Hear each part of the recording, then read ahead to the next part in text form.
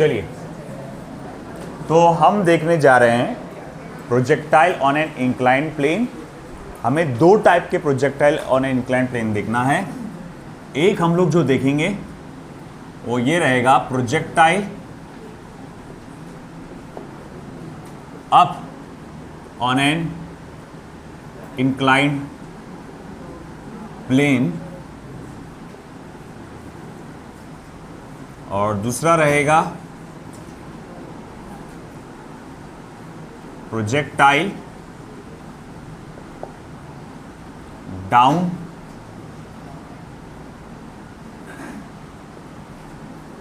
N inclined plane. ये दो categories को हमको पढ़ना है। ऑफ कोर्स पहली कैटेगरी हम लोग जो पढ़ने वाले हैं वो होगा projectile up on an inclined plane, बाद में देखेंगे डाउन का। मगर आगे बढ़ने से पहले हमें सबसे पहले आपके जो जनरल प्रोजेक्टाइल मोशन था उसको समझना अच्छे से ज़रूरी है, क्योंकि उसी मदद से हम लोग आगे बढ़ने वाले हैं। देखो, हमारा ये होता है एक्स एक्सिस और ये होता है वाई एक्सिस।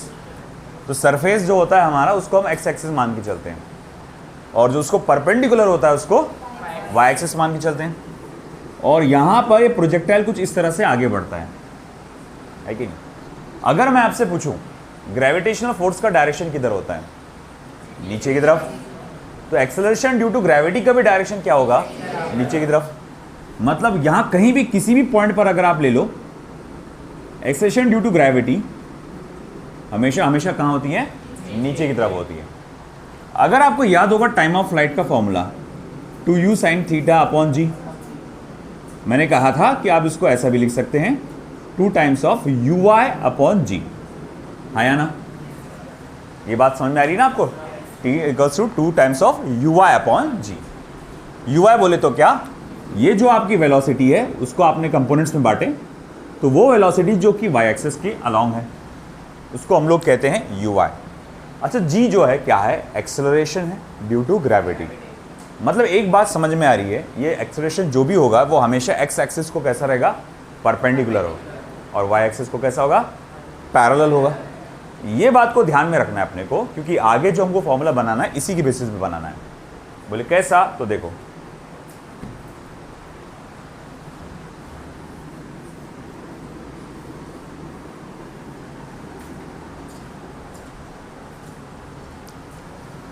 सबसे पहला हम लोग देखते हैं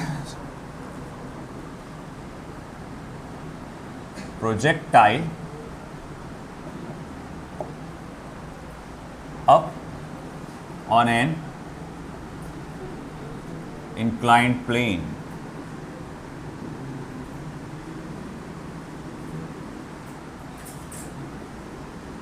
तो ये हमारे पास एक इंक्लाइंड प्लेन है इस तरह से, जिसका एंगल मैं देख सकता हूं थीटा है।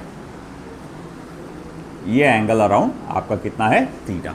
ये सरफेस है हमारा, ठीक है। और मैंने क्या किया, एक प्रोजेक्टाइल को इस डायरेक्शन में मैंने फेंका और वो इस तरह से आगे चला गया। तो ये मेरे डायरेक्शन ऑफ इनिशियल वेलोसिटी है, ओके।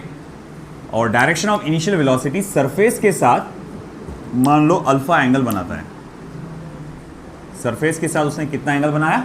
अल्फा, है ना? सिर्फ सरफेस के साथ नहीं, सॉरी, ये पूरा इधर यहाँ से यहाँ तक आएगा। लेट मी चेक, अल्फा पूरा एंगल होगा?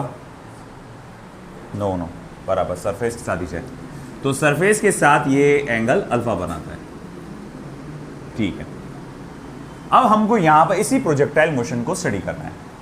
बोले कैसे स्टडी करेंगे?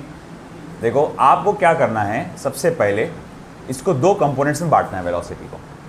देखो, ये सरफेस है, ये वाला क्या है? सरफेस है। तो जैसा मैंने कहा कि जो सरफेस था वो हमारे लिए क्या बन गया था?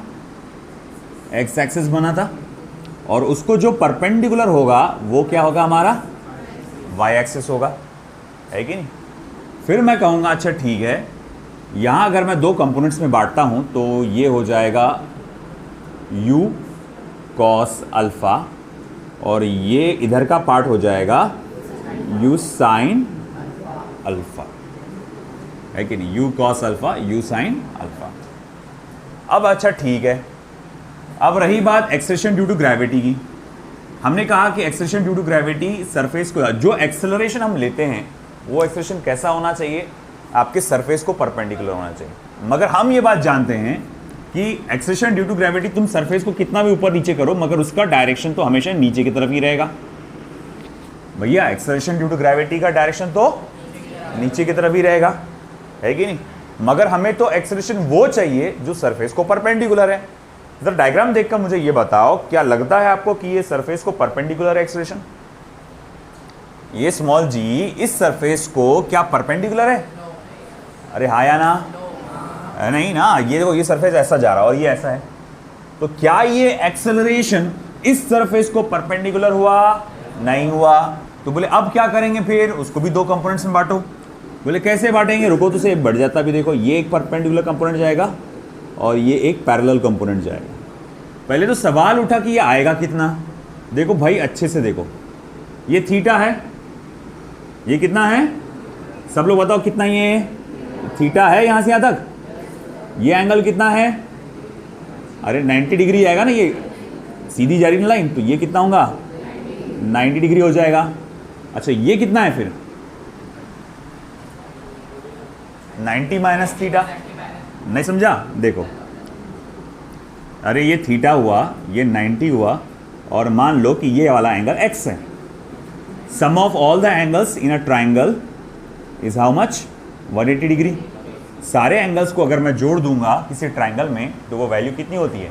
180 डिग्री होती है। तो थीटा प्लस x प्लस 90 ये कितना हो जाएगा? 180 डिग्री। अच्छा ठीक है, तो x plus theta is equals to क्या हो जाएगा? 90 डिग्री। अब ये 90 को उधर ले गया, तो अब थीटा को भी उधर लेके जाओ, तो x is equals to 90 minus theta, है ना? तो ये पता चला कि ये वाला एंगल जो है वो क्या है?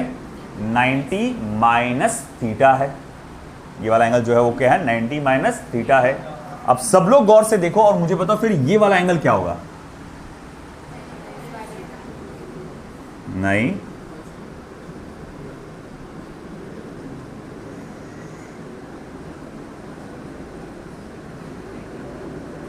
अगर ये 90 माइनस थीटा है तो ये कितना होगा? और एक बात बता दूं, क्योंकि ये लाइन परपेंडिकुलर है इसको,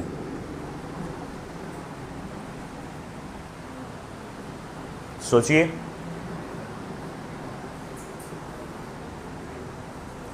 ये काम का है, ये आपको आगे रे ऑप्टिक्स में भी सारे कंसेप्ट याद रखना है। देखो ये लाइन और ये लाइन आपस में परपेंडिकुलर है, ये लाइन और ये लाइन आपस में परपेंडिकुलर है। इनका एंगल कितना है? ये एंगल कितना आया? सवाल उठा कि ये कितना हुआ? जस्ट थीटा, है ना? ये होगा सिर्फ थीटा। अरे वेरी सिंपल भाई, आप बोलो, देखो नहीं तो आप देखो ये, इसको भी x देकर देखो थोड़ी देर के लिए, तो x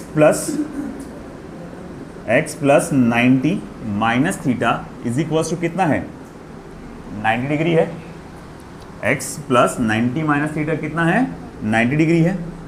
तो x minus theta is equals to, ये 90 को उधर लेके जाओ, तो वो 90 के साथ सब्ट्रैक्ट होकर क्या हो जाएगा? 0। फिर बचा क्या? है ना? मतलब ये एंगल कितना हो गया फिर? थीटा हो गया। तो मतलब ये बात याद रखिएगा कि ये एंगल जो है असल में कितना है? थीटा है। आया ना? अब अगर ये एंगल थीटा है तो फिर ये एक्सेलरेशन कितना हो जाएगा? g cos थीटा, और ये कितना हो जाएगा? g sin theta. मैंने ये सब तमाशा इसलिए किया ताकि मैं ये पता लगा सकूं कि इनमें से थीटा कौन सा एंगल है। अब ये पता चल गया कि ये एंगल थीटा है, तो अब मैं क्या करूंगा कि भैया ये परपेंडिकुलर कंपोनेंट बनाऊंगा g cos थीटा।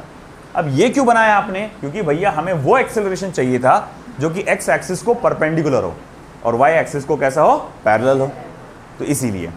अच्छा ठीक है, अब सवाल ये उठा कि अब टाइम ऑफ फ्लाइट आप कैसे कैलकुलेट करेंगे? जैसे कि अगर मुझे निकालना रहा टाइम ऑफ फ्लाइट, तो सबसे पहला जो चीज़ मुझे यहाँ निकालना है वो है टाइम ऑफ फ्लाइट। तो टाइम ऑफ फ्लाइट मैं कैसे निकालूंगा? तो टाइम ऑफ फ्लाइट, ये देखो हमारे पास वैसे तो जनरल फॉर्मूला उसका टाइम ऑफ फ्लाइट का क्या है?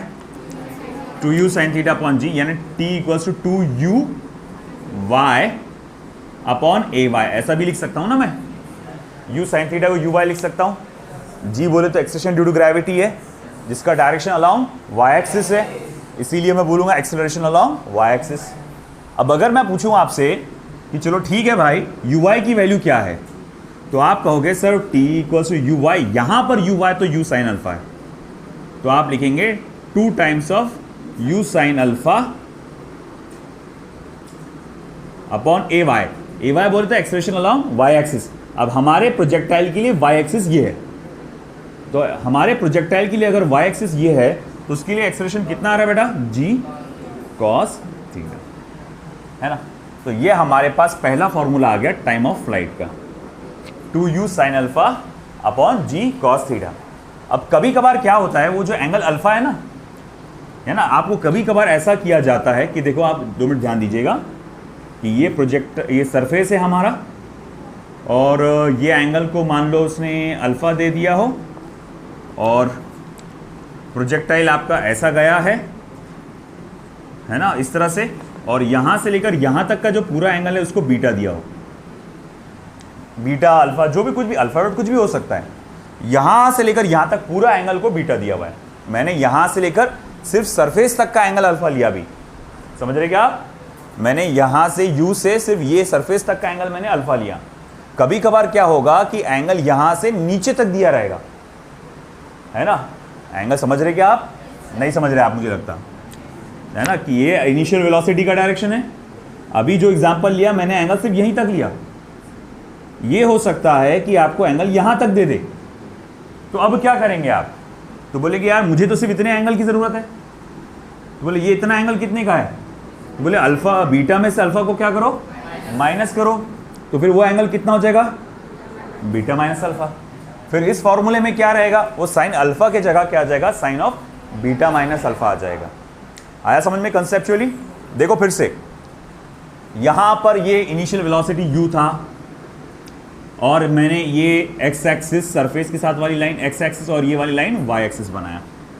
मैंने पहले ये एंगल को अल्फा चुना, तो उसको 2 कंपोनेंट्स में जब मैंने बांटा तो ये u cos alpha u sin alpha हुआ, है ना। अब ऐसा है कि ये अल्फा एंगल मैंने यहां तक दिया था, तो उसको फिर से ड्रॉ करता हूं, चलो ये वाली वैल्यूज दे देता हूं, एक काम करता हूं मैं,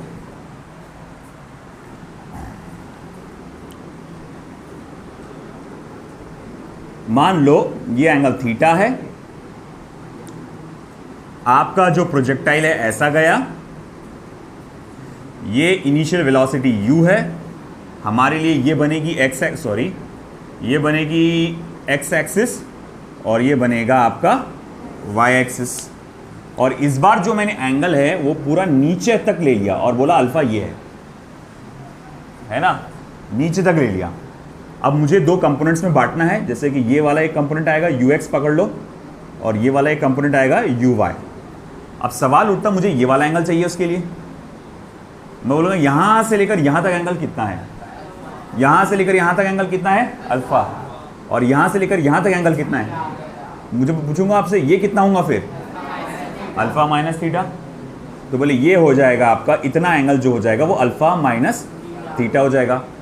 फिर अगर ऐसी बात है तो ux क्या हो जाएगा, u cos of alpha minus theta, और uy कितना हो जाएगा, u sine of alpha minus theta, हाँ या ना, है ना। ये फॉर्मूला इस तरह से हो जाएगा और फिर ये जो फॉर्मूला है उसमें uy लगता अपने को, तो u sine of alpha minus theta. और ज़रूरी नहीं है कि एंगल हमेशा अल्फा और थीटा से दिया रहेगा, वो कुछ भी दे सकता है, अल्फा बीटा फाई कुछ भी दे सकता है। आपको हर तरह से इससे समझ में आना है कि आप क्या कर रहे हैं, ये एंगल निकाल रहे हैं बीच वाला ये, और उसके हिसाब से कंपोनेंट्स बना रहे हैं, ठीक है। अब चलो ठीक है, ये तो आ गया टाइम ऑफ फ्लाइट।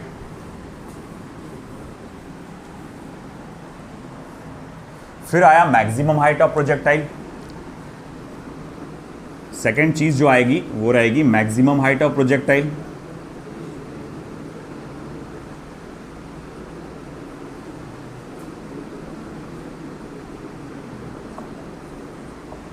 चलो अब जब मैं maximum height of projectile calculate करने की कोशिश करूंगा, मैं आपसे फिर से पूछता हूं, आप याद करो अपना जनरल फॉर्मूला टाइम अपने सादा वाले प्रोजेक्टाइल का। तो मैक्सिमम हाइट का उसके अंदर फॉर्मूला क्या था, u² sin² theta upon 2g।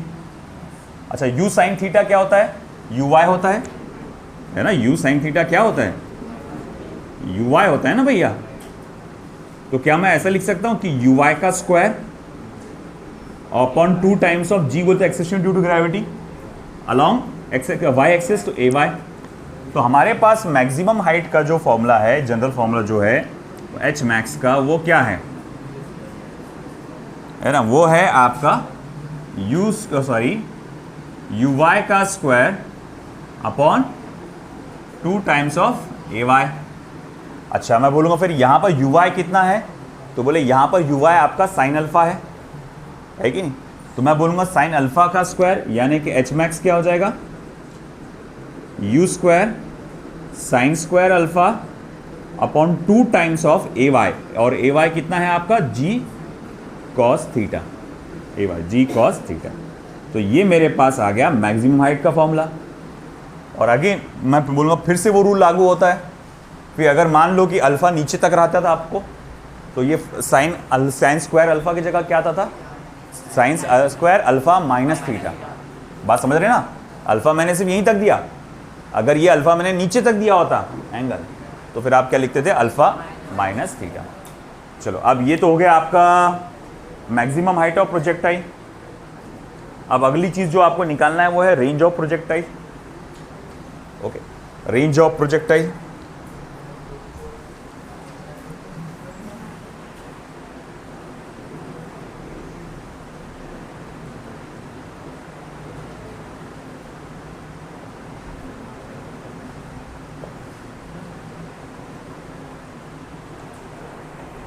मगर इस बार जो ये रहेगा, एक यूनिफॉर्म मोशन तो नहीं रहेगा ये।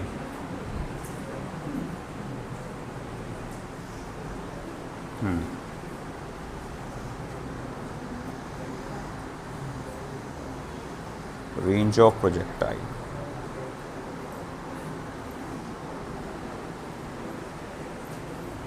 लिख लो पहले ये।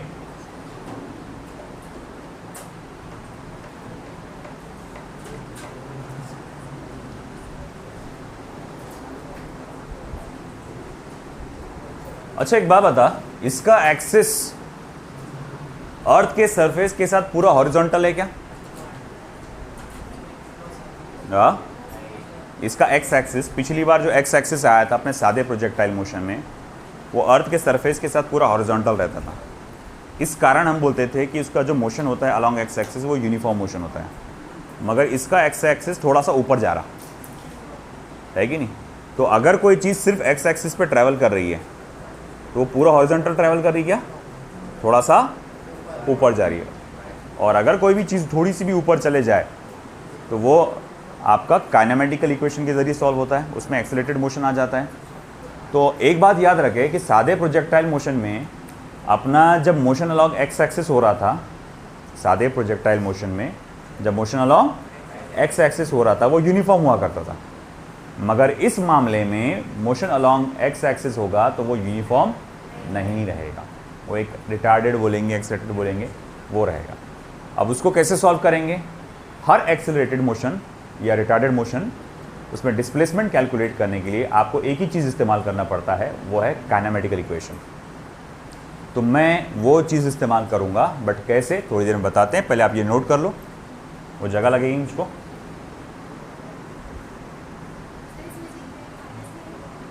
काय में? हाँ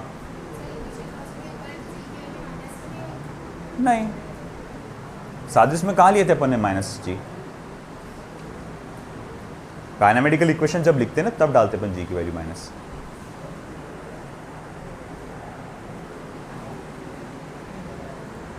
अस्तगफिरुल्लाह। लिखो लिखो आप पहले।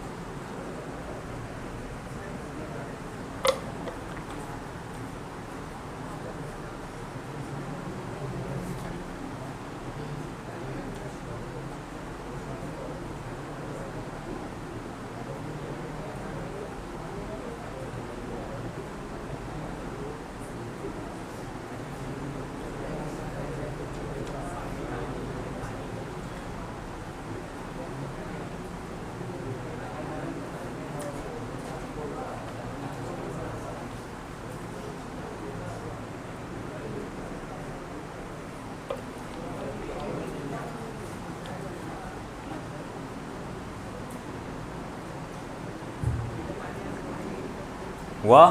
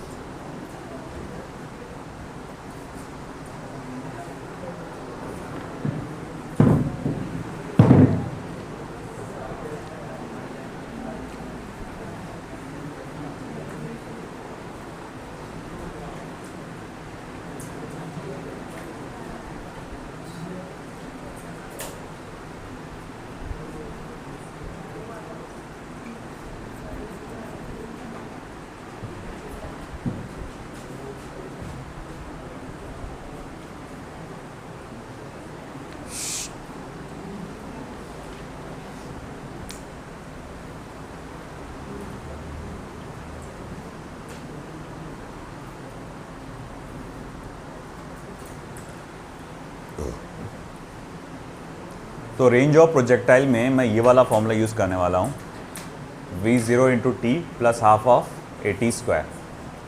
चलो मुझे बताओ हर एक चीज़, v0 कितना होगा, स्मॉल t कितना होगा, a कितना होगा, सोचो इस बारे में ज़रा, है ना। रेंज ऑफ प्रोजेक्टाइल मतलब x एक्सिस पे वो ज़्यादा कितनी दूर तक के गया, ये रेंज कहलाएगा। ज़्यादा से ज़्यादा कितनी दूर तक जाएगा x एक्सिस पर, सोचिए।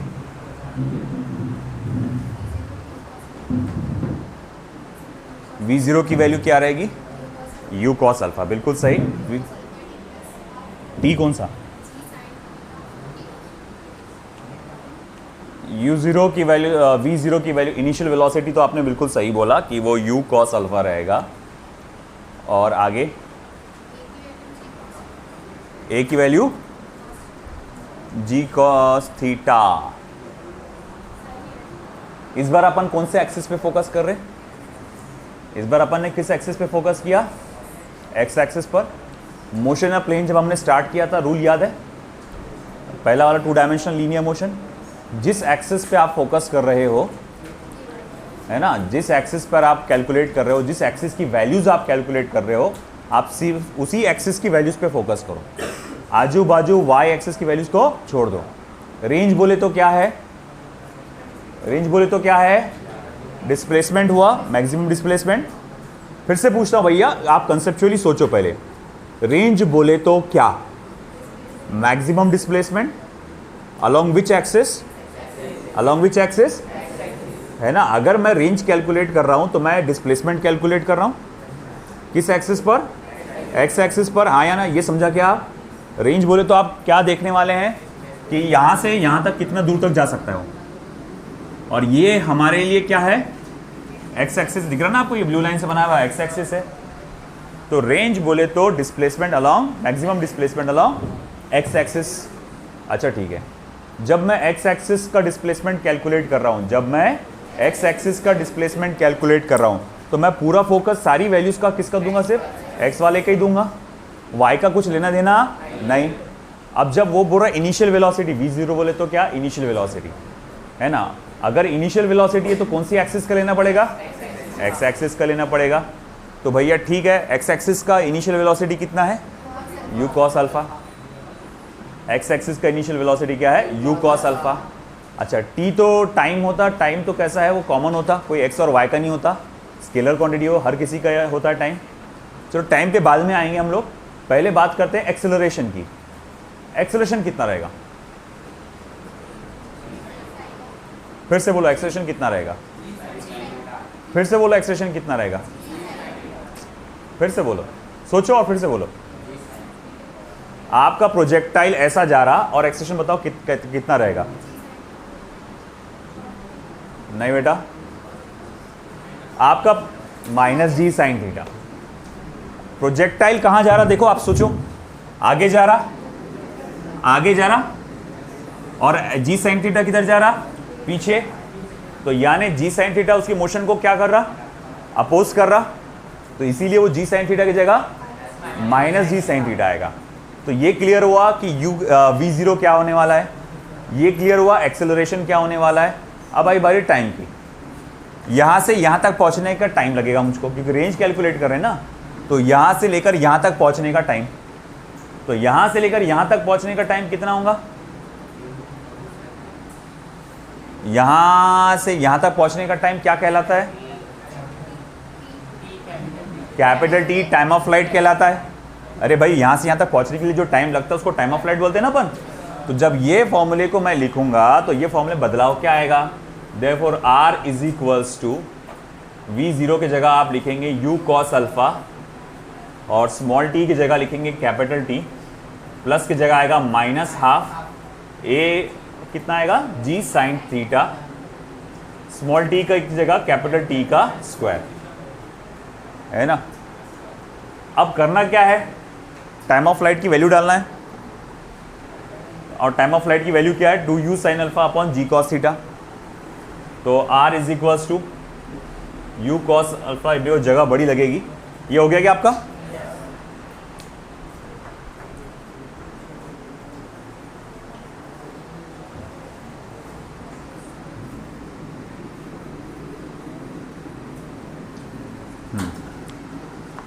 Therefore R equals to U cos alpha, capital T की वैल्यू क्या है? 2u sine alpha upon G cos theta minus half of G sine theta 4u square, अब T का स्क्वायर यानी कि 4u square sine square alpha upon G square cos square theta.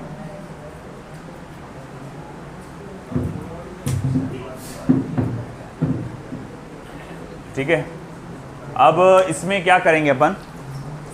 देखो इधर 2 sine alpha cos alpha, पहले तो ये u को आपस में मल्टीप्लाई करो। Therefore R is equals to क्या हो जाएगा? u square 2 sine alpha cos alpha, 2 sine alpha cos alpha, इसको क्या लिख सकता हूं मैं? साइन 2 अल्फा लिख सकता हूं मैं। तो ये हो जाएगा sine 2 alpha upon G cos theta, और यहां पर आ रहा है एक G गया, ये वाला G गया, माइनस हाफ ऑफ, हाफ भी नहीं आएगा, ये 2 इससे कैंसिल हो जाएगा, तो minus 2u square sign square alpha sine theta upon cos square theta. यहाँ पर ये वैल्यू, बड़े तेज हो रहे हो। अब इसमें से करना क्या अपने को? 2u square sign square alpha और G cos square theta common निकालना है। हम लोग क्या करेंगे? 2u square sign square alpha और G cos स्क्वायर थीटा को कॉमन निकाल लेंगे। तो देखो u स्क्वायर तो यहां से निकल जाएगा, दोनों जगह से निकल जाएगा, और साइन स्क्वायर अल्फा यहां से निकल जाएगा, मगर यहां साइन स्क्वायर अल्फा नहीं है तो डिवीजन में डालना पड़ेगा। G भी निकल जाएगा, cos स्क्वायर थीटा भी निकल जाएगा, नहीं ये थोड़ा सा ज़्यादा हो जाएगा। चलो देखते तो सही। तो फिर हो जाएगा ये cos, अगर मैंने u square sine square alpha निकाल लिया,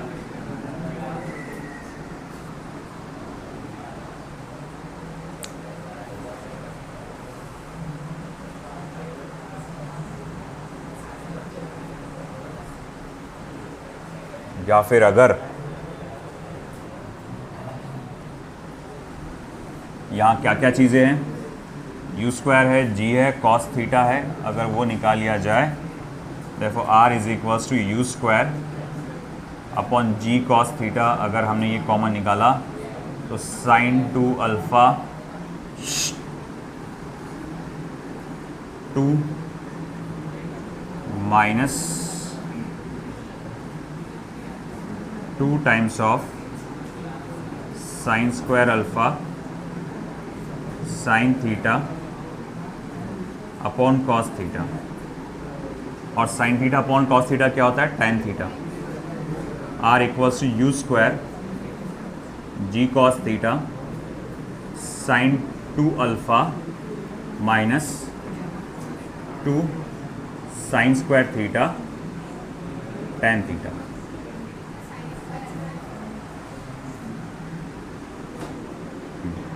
to sine square alpha tan theta.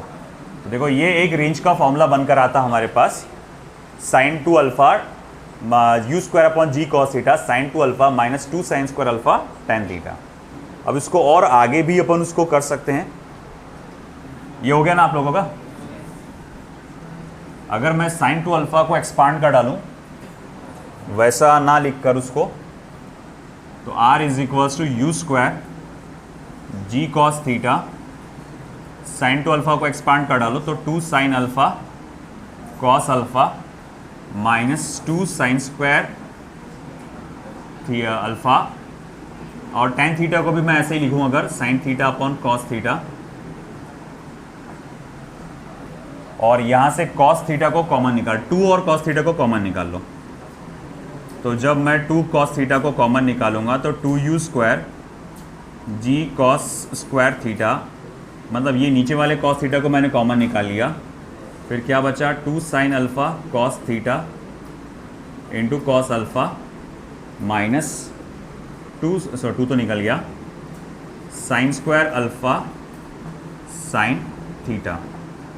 अब यहाँ से साइन अल्फा को भी कॉमन निकालो, 2 तो निकल गया ना रे, साइन अल्फा को भी कॉमन निकालो तो 2u स्क्वायर, मैंने साइन अल्फा को भी कॉमन निकाला, जी कॉस स्क्वायर थीटा, फिर अंदर कौन रह गया cos theta cos alpha minus sine alpha sine theta. अब देखो यहाँ से आपको एक याद आएगा cos of A plus B का formula, cos of A plus B कितना होता है, cos A cos B minus sine A sine B. अब जरा देखो तो उसको वैसी नज़र आ रहा कि नहीं आ रहा हो, cos A cos B minus sine A sine B, उस टाइप का। तो मैं इसको ऐसा लिख सकता हूँ r equals to 2u square sine alpha और cos of theta plus alpha, alpha plus theta बोलो कुछ भी बोलो, और ये जी कॉस स्क्वायर थीटा। तो मेरे पास ये भी एक फॉर्मूला आ गया रेंज ऑफ प्रोजेक्टाइल का, एक ये फॉर्मूला आया और ये एक फॉर्मूला आ गया, है ना। नीट में थोड़ा सा इस टाइप के क्वेश्चन आना मुश्किल होते हैं, है ना, ये जेई में जनरली आते रहते हैं, इसीलिए, और इसीलिए मैंने कहा कि ये ज़्यादा इंपॉर्टेंट जेई के लिए है एज़ कम्पेयर टू नीट। ठीक है, लिख डालो, लिखो।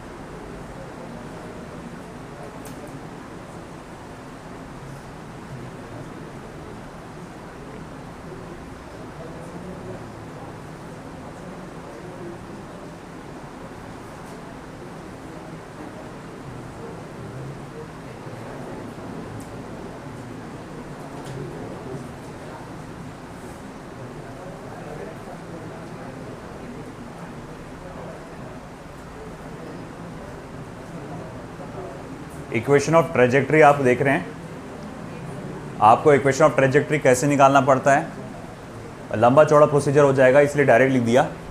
जैसे वहाँ पर आपने रेंज का फॉर्मूला बनाया था वैसे एक्स का फॉर्मूला बनाना पड़ेगा, x is equals to u cos alpha into small t minus half of आपका g sine theta to small t का स्क्वायर।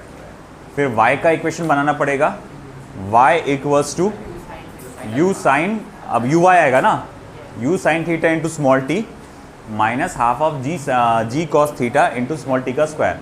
फिर एक में से स्मॉल टी की वैल्यू निकालो, दूसरे में डालो या जो भी है सॉल्व करो, तब जाके वो ऐसा आएगा। वो बहुत लंबा चौड़ी प्रोसीजर हो जाएगा, तो मैं डायरेक्ट लिख डाला उसको कि इक्वेशन ऑफ ट्रेजेक्ट्री का फॉर्मूला इस प्रोसेस में ये ऐसा आता है, x tan of theta plus alpha minus g x square upon 2u square cos square theta plus alpha. If you remember ये बिल्कुल पहले वाले के जैसे ही है, बस इसमें क्या है, थीटा की जगह थीटा प्लस अल्फा है कि नहीं, इक्वेशन ऑफ ट्रेजेक्ट्री का।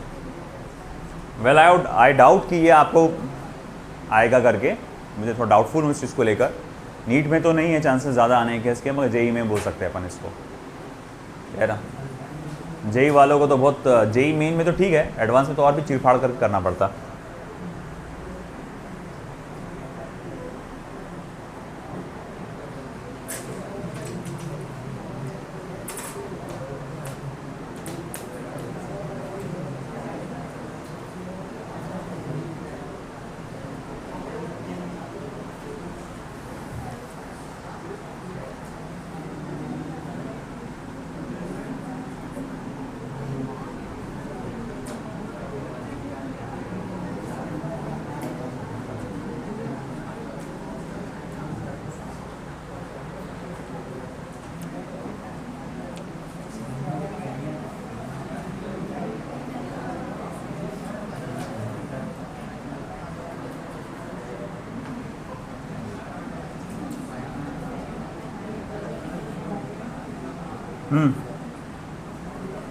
ये भी लिख लेना, रेंज मैक्सिमम लेने। देखो सादे वाला प्रोजेक्टाइल जो होता है हमारा ग्राउंड टू ग्राउंड पहले वाला, उसमें रेंज मैक्सिमम होने के लिए एंगल 45 डिग्री होना पड़ता है, मगर यहाँ रेंज मैक्सिमम होने के लिए π/2 माइनस थीटा अपॉन 2 होना पड़ता है।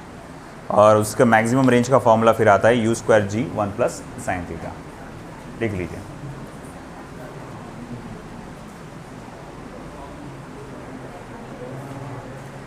मॉड्यूल में भी नीट का जो मॉड्यूल है उसमें सिर्फ एक ही क्वेश्चन है इस पर आया हुआ।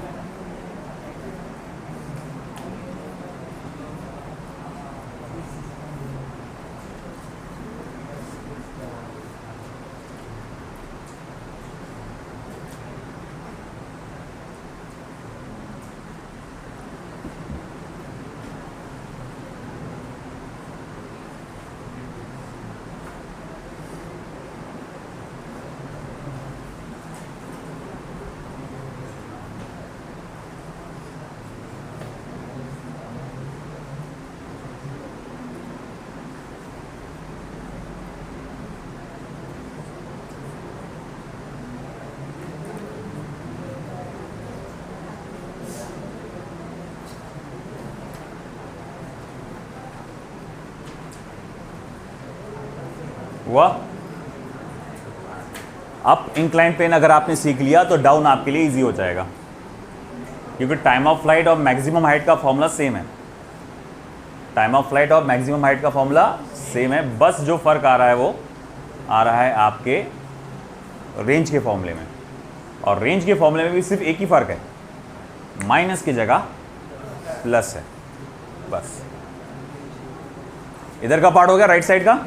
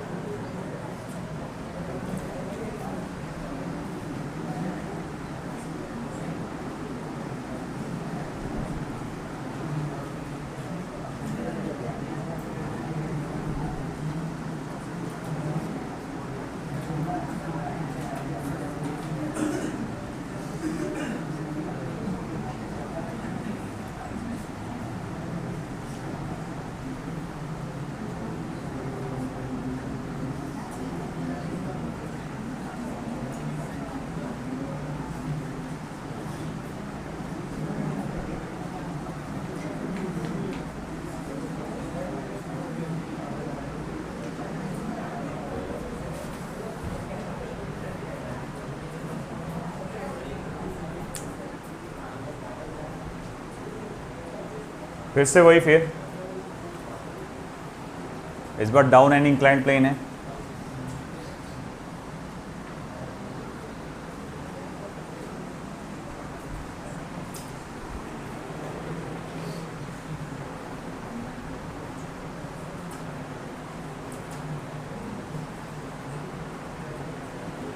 तो जैसे कि टाइम ऑफ फ्लाइट अगर मैं निकालूंगा पहला,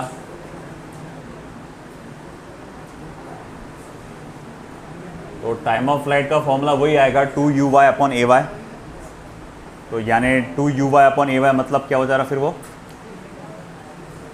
t equals to 2u sine alpha upon g cos theta, ये टाइम ऑफ फ्लाइट आ जाएगा। फिर उसके बाद maximum height of projectile, maximum height of projectile,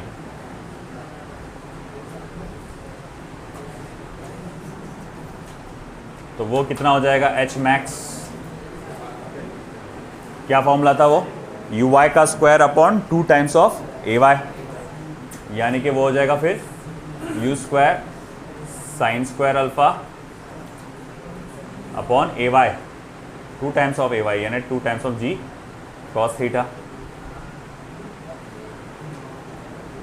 है ना।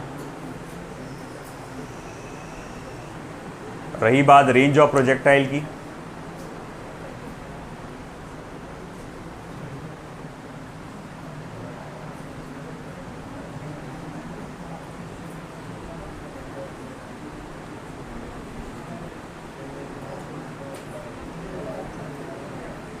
रेंज ऑफ प्रोजेक्टाइल, तो जैसा ये एक फॉर्मूला निकाले थे रेंज ऑफ प्रोजेक्टाइल का, जिसमें यहाँ पर माइनस साइन आया था क्योंकि आप जी कॉस थीटा के अपोजिट डायरेक्शन में ट्रैवल करते, जी साइन थीटा के अपोजिट डायरेक्शन में ट्रैवल करते थे। अब देखो यहाँ पर कैसा रहेगा, अगर मैं यहाँ पर ये जी बनाऊंगा इस तरह से और दो परपेंडिकुलर कंपोनेंट्स दूंगा, तो इधर आएगा जी कॉस थीटा और इधर आएगा जी साइन थीटा। अब मेरा ऑब्जेक्ट जी साइन थीटा के ही डायरेक्शन में आगे बढ़ रहा है, बात समझ रहे क्या। पिछली बार मैं जी साइन थीटा के ऑपोजिट डायरेक्शन में जा रहा था, मगर इस बार जी साइन थीटा के ही डायरेक्शन, जी साइन थीटा कहाँ जा रहा है, नीचे, प्रोजेक्टाइल आखिरकार कहाँ गया, उसी डायरेक्शन में गया, तो इसीलिए यहाँ पर प्लस आ जाएगा यहाँ पे। और रेंज ऑफ प्रोजेक्टाइल का जो फॉर्मूला बनेगा फिर, therefore R is equals to u square g cos theta sine two alpha plus 2 times of sine square alpha tan theta. और यहाँ प्लस आने के कारण यहाँ फॉर्मूले में बदलाव आ जाएगा, ये वाले फॉर्मूले में भी यहाँ पर हो जाएगा, therefore R is equals to u square 2u square sine alpha cos of, अब ये थीटा माइनस अल्फा हो जाएगा, ये अल्फा माइनस थीटा जो भी बोलो, upon g cos square theta, ये हो जाएगा रेंज ऑफ प्रोजेक्टाइल का।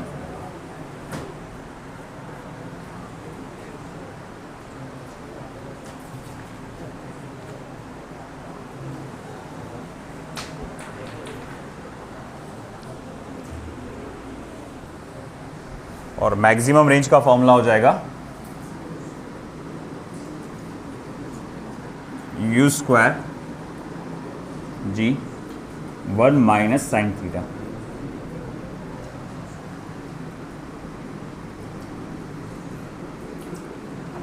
ये हो जाएगा मैक्सिमम रेंज का फॉर्मूला।